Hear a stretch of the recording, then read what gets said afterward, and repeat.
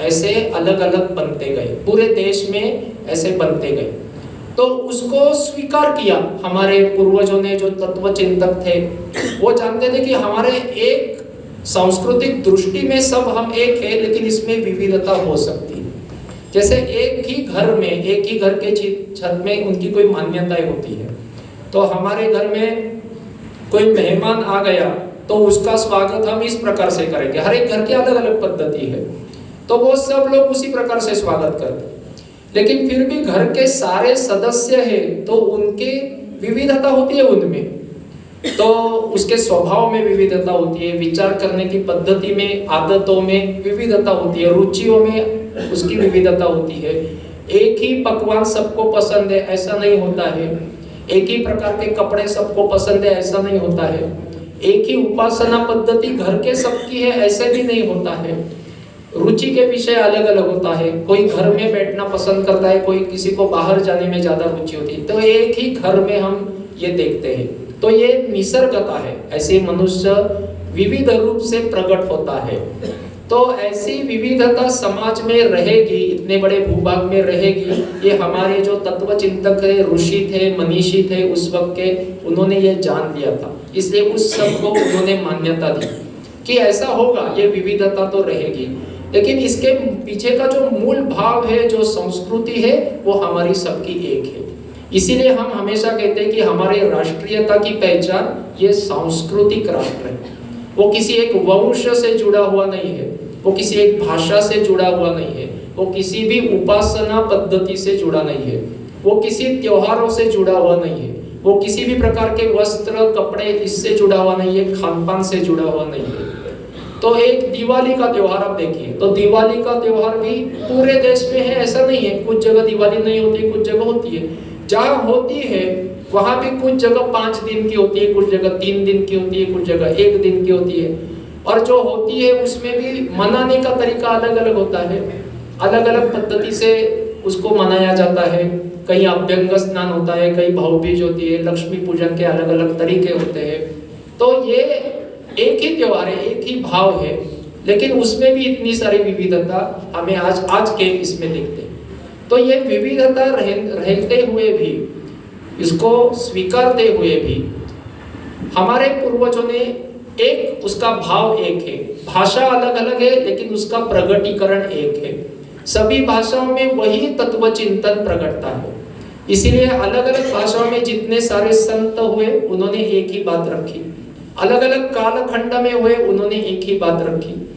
तो इसमें ऐसे कौन से सांस्कृतिक मूल्य है जो निर्माण हुए जिसके कारण वो हमारी राष्ट्रीयता की पहचान बनते हैं।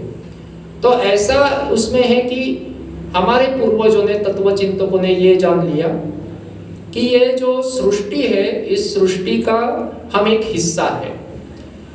तो सृष्टि केवल हमारे लिए नहीं है, हम उसका एक हिस्सा है। बाकी अनेक तत्व चिंतकों ने ऐसा किया कि जो सृष्टि निर्माता है उसने मनुष्य के उपभोग के लिए सृष्टि बनाई है। तो हमारा तत्व चिंतन ये नहीं कहता।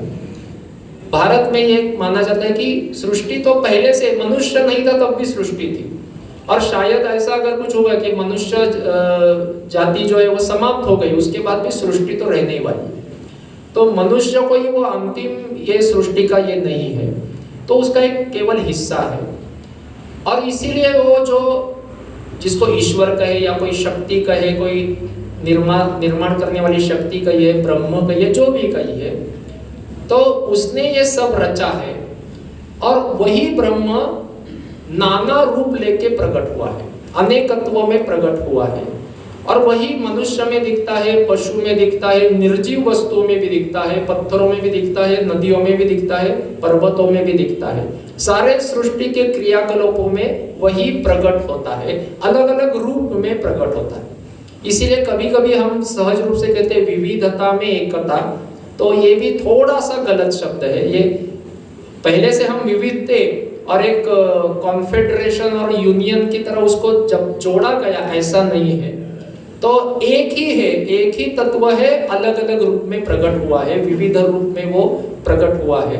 तो ऐसा एक ही ब्रह्म, एक ही निर्मिक, एक ही कोई सृष्टि निर्माता ईश्वर, जो तत्व था वो अलग अलग स्वरूपों में अपने यहाँ प्रकट हुआ। अपने यहाँ मतलब पूरे सृष्टि में उसका हमें प्रति एक अंश दिखता है, इसीलिए सभी में वो अंश है, सभी में वो चैतन्य है, सभी में ईश्वर है।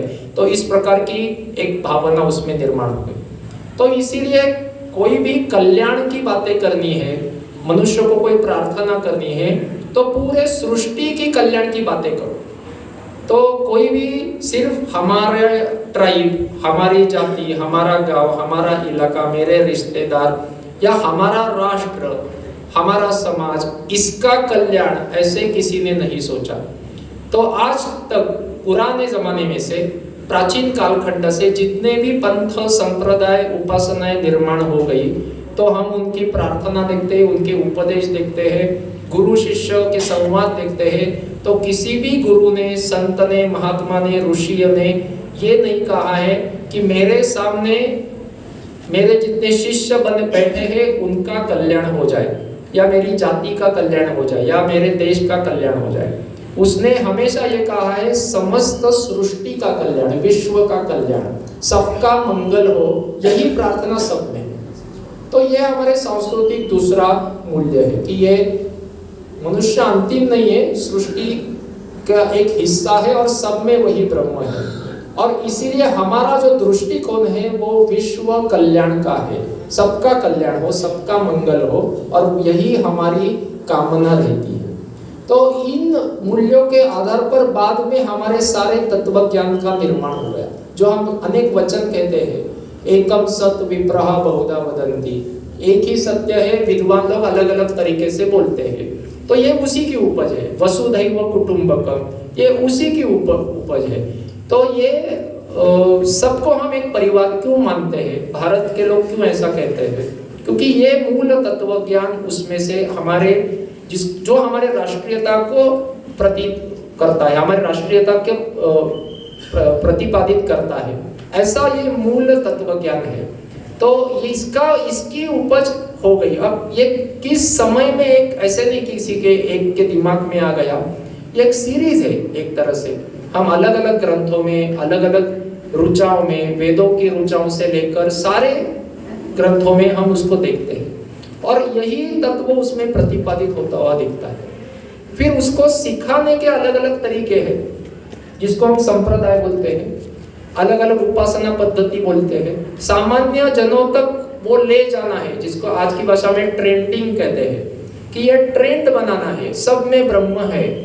तो सब में ब्रह्म है तो तत्व विचार हो गया, उसको ट्रेंड में कैसे लाएंगे? तो आज भी हम देखते हैं, आज अभी बीच में से कोई उठे और बाहर आ गए, तो जाते समय पैर लगेगा तो हम क्या करेंगे? तो एक दूसरे को पैर लगा तो हम ऐसा करते हैं। तो बहुत बार ऐसे देखा है कि पुराने जमाने में ऐसे होता था कि एक ही रूम में टीवी देखने के लिए 20-25 लोग ऐसे बैठते थे, और बीच में कोई उठता था और जाता था, और टीवी में कोई मैच, क्रिकेट मैच या सिनेमा ऐसे लगता था तो बहुत तल्लीन होकर सब देखते थे, कोई ध्यान नहीं होता था यहाँ वहाँ। लेकिन फिर भी गलती से उसका भी पैर लगा तो ये ऐसे देखते देखते ऐसे करते थे, तो ये ऑटोमेटिकली हो जाता है एकदम से। उसमें ब्रह्म है, मुझमें भी वही ब्रह्म है, तो उसको मैंने प्रणाम किया, उसकी मैंने एक तरह से माफी मांगी, उसका ये किया। तो ये अपने आप, ये जीन्स में इतना अपने आ गया है, तो ये प्रैक्टिस में आ गया, ये ट्रेंड हो गया एक तरह से, कि एक दूसरे के ऐसे पैर छुओ, कोई गलती से पैर लगा तो उसके पैर छुओ। यहाँ तक गलती से किसी कुत्ते बिल्ली को भी पैर लग जाता है तो हम ऐसा करते हैं स्वाभाविक रूप से।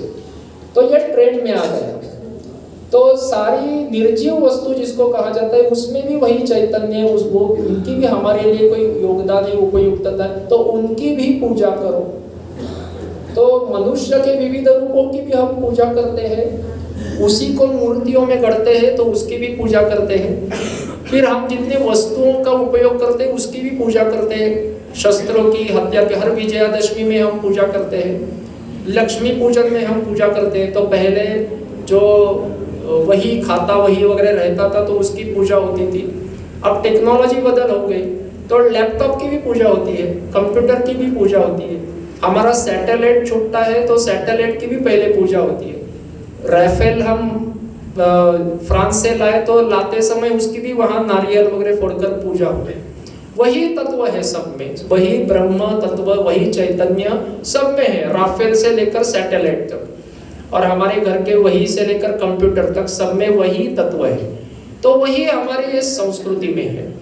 बहुत इसके बाद ये सेक्युलर और किसी पूजा पद्धति नहीं, इसका बोलबाला होने के बाद भी इतने सालों तक जितनी कोई भी किसी भी पार्टी की सरकारें हो, कोई भी हो, कोई नया डैम बनवाना है तो जल पूजन हुआ है। जितने भी डैम बने हैं किसी भी कालखंड में तो सबसे पहले जल पूजन हुआ है। कोई भी सरकारी भवन बनाया है तो उसका भूमि पूजन हुआ है, वास्तु शांति हुई है। तो ऐसे सभी इसमें, क्योंकि इस सब में वही तत्व का वास है, वही देवताओं का वास उसमें, उनको हमें प्रसन्न करना है, उनके प्रति एक कृतज्ञता भी भाव रखनी है।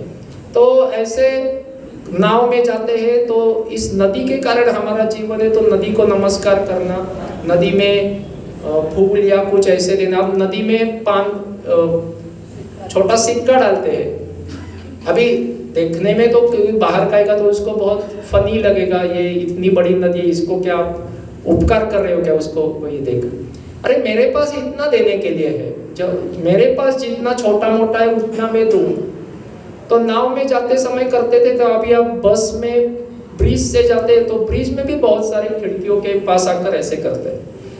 तो ये वही तत्व है, ये हमारे इसमें ट्रेंड में, हमारे प्रैक्टिस में इसमें आ गया। ये परंपराओं से आ गया, रीतियों से आ गया, कई सारे उपचारों से, त्योहारों से ऐसे प्रचलन में आ गया। हमारे घर वालों ने हमें बताया, पूर्वजों ने बताया, ऐसे वो चलता है, संतों ने बताया, अपने ग्रंथों के द्वारा आ गया, कथा प्रवचनकार उनके द्वारा आ गया। तो ऐसे बहुत सारे तरीके से ये जो सांस्कृतिक मूल तत्व है जो हमारी राष्ट्रीयता को प्रदर्शित करते हैं, तो वो राष्ट्रीयता यहाँ तक हमारे यहाँ आ गई। तो हम जब कहते हैं कि हमारे राष्ट्र के लिए संघर्ष जब हमने किया, यानी इन तत्वों के लिए संघर्ष किया, वो केवल किसी भूमि के लिए संघर्ष नहीं था कि हमारी जमीन आपने छीन ली तो हमें उसको वापस कर दो, या केवल सिंहासन पर आप लोग बैठे हैं और हमें वो सिंहासन चाहिए, वो चाहिए, ये एक बात है। लेकिन आप हमारी संस्कृति पर आक्रमण कर रहे हो, हमारी राष्ट्रीयता को समाप्त कर रहे हो।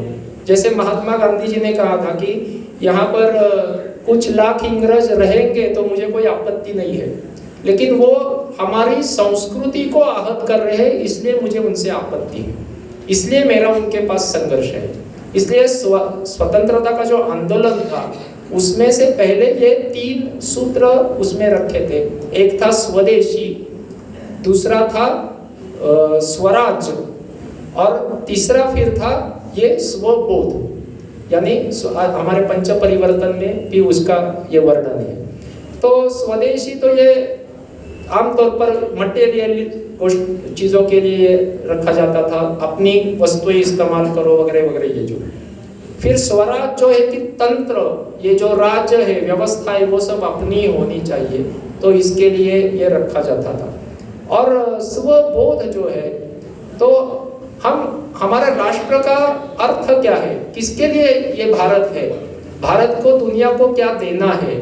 तो भारत की खुद की एक डेस्टिनी है, खुद का एक विचार है, और भारत का एक मैसेज है, ऐसे स्वामी विवेकानंद कहते हैं, दुनिया को देने के लिए एक संदेश है भारत के पास।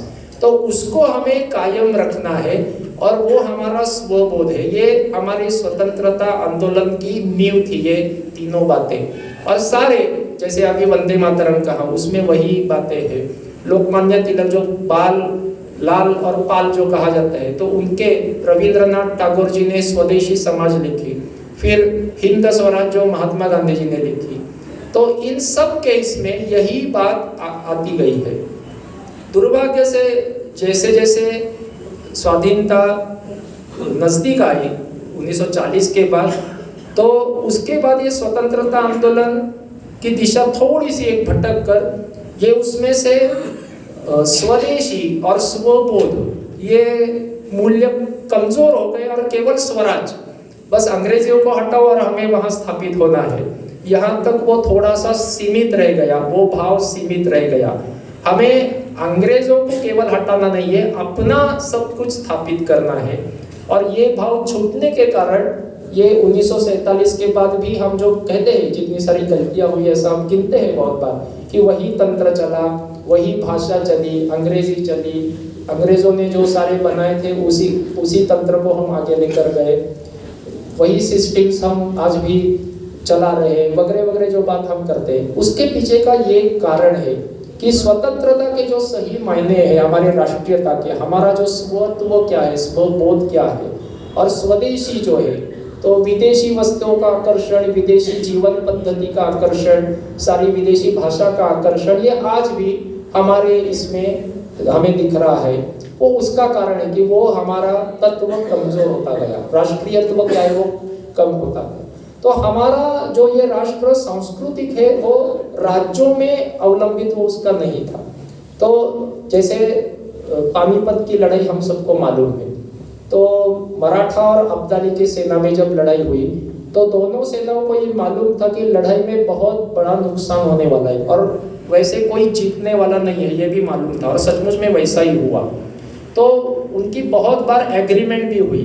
ये जो दोनों सेनाएं थे ये 7 महीने एक दूसरे के सामने थी, 7 months, और फिर जनवरी 1761 में वो भिड़ गई।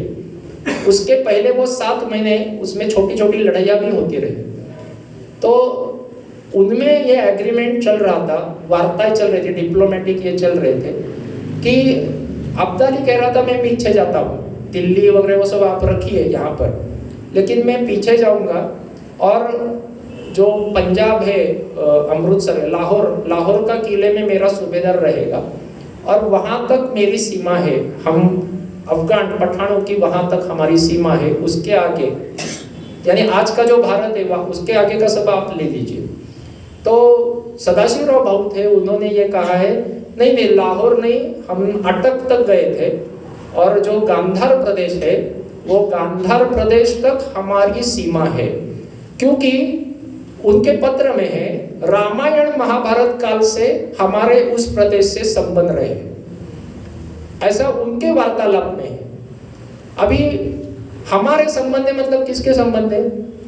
मराठा तो कभी वहां पर नहीं थे गांधार में, उसके पहले भी बहुत सालों तक पूरे उत्तर भारत में मुगलों का ही राज्य था, या उसके पहले कुछ मुसलमान सुल्तान मुगलों से भी पहले 200-300 साल राज कर रहे थे। तो हमारे हैं मतलब किसके हैं? तो ये जो हमारे हैं, हमारे संबंध है, ये जो है वो हमारी सांस्कृतिक राष्ट्रीयता है।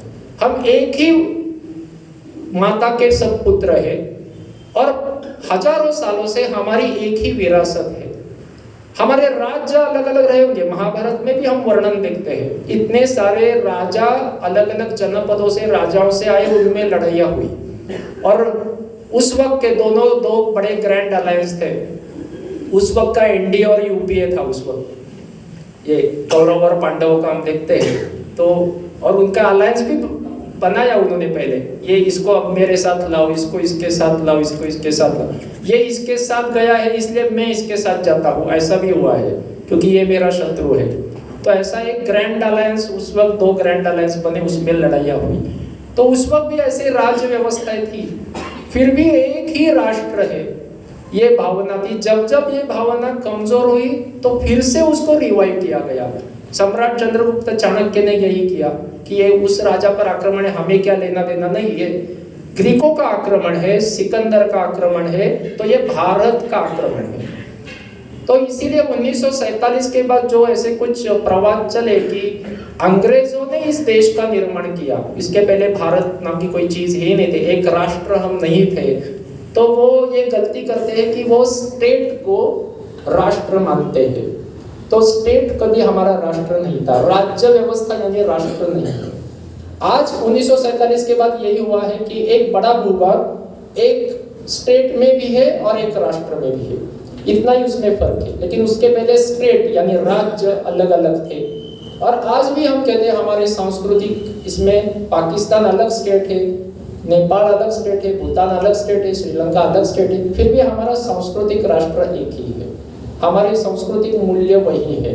कल की ही न्यूज़ है, बहुत सालों के प्रतीक्षा के बाद, प्रयासों के बाद लाहौर यूनिवर्सिटी में फिर से बीए को संस्कृत शुरू हुआ है। संस्कृत का पाठ्यक्रम लाहौर यूनिवर्सिटी में शुरू हुआ है। वहाँ के जो विद्वान थे, संस्कृत के जानकार थे, उन्होंने वो प्रयास कर रहे थे कि हमें उसमें जाना है। तो ये जो राष्ट्रीयता का प्रभाव है। अब हम दूसरी तरफ से देखेंगे कि भारतीय समाज के दोष अगर हम देखते हैं तो वो सबके एक ही है। जैसे भारत में करप्शन है, हम कहते हैं भारत में, वो बात की पंच परिवर्तन विषय में भी आएंगे उसमें। तो हमारे देश में अनुशासनहीनता है, कुछ समय पर नहीं होता है, रेड टेपिज्म है, गंदगी बहुत है, लोग रास्ते पर थूकते हैं, कूड़ा कचरा फेंकते हैं, तो ऐसी सारी बातें हैं। तो अब हम देखेंगे कि इसमें भी एकता है। भारत के सभी क्षेत्र किसी में भी जाएंगे तो सब में वही भाव है। तो दोष भी एक समान है, गुण जैसे एक समान है, एक तत्वज्ञान की दृष्टि एक समान है, दुनिया को देखने का नजरिया एक समान है। तो उसी प्रकार से ये दोष भी हमें जो निर्माण हुए वो एक समान ही है। तो उसी संस्कृति, उसी में से वो सब उपजता है।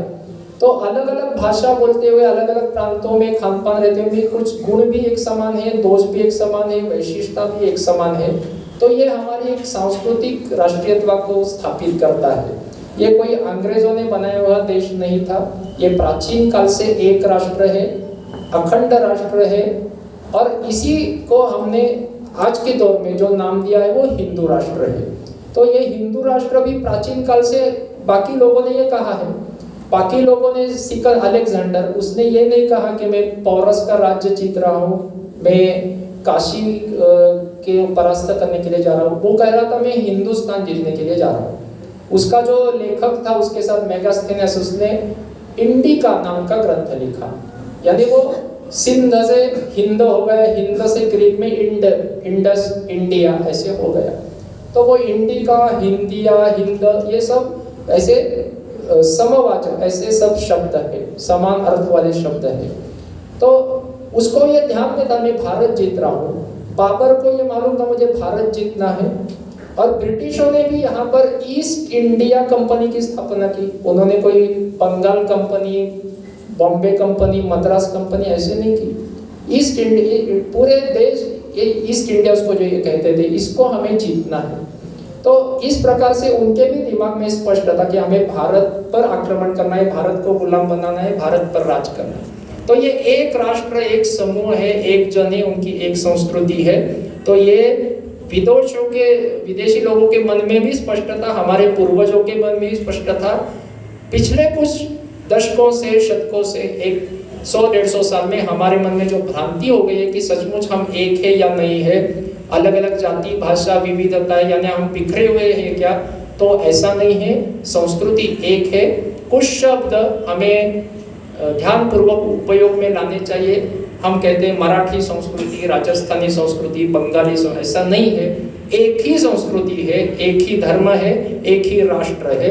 प्रगटीकरण अलग अलग है, संप्रदाय अलग अलग है, खान पान अलग अलग है, सिविलाइजेशन, जीवन जीने की पद्धतियां में थोड़ा अलग अलगता है, विविधता है, लेकिन हम एक ही मूल्य लेकर सब जीते हैं, एक ही दृष्टि से दुनिया को देखते हैं। तो ये हमारी राष्ट्रीयता की पहचान है। तो आपके सामने एक प्रस्ताव के रूप में, प्रस्तावित के रूप में ऐसे विषय रखा है।